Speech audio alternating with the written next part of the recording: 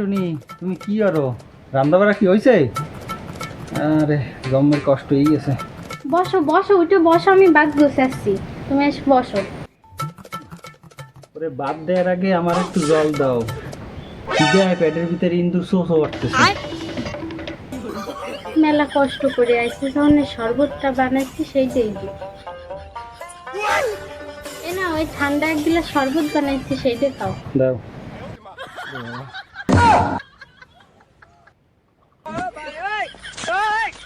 শরবতটা কিরকম একটু যেন নোনতা নোনতা লাগতেছে, কারণটা কি? আবার তিতাও লাগে। এই কি দিয়ে বানাইছো শরবত?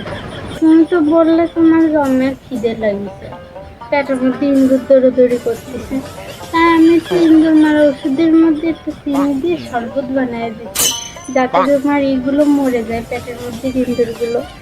ভালো করে কি? কি? তুমি ইন্দির মারা ওষুধের ভিতরে চিনি মিশিয়ে খাইছো?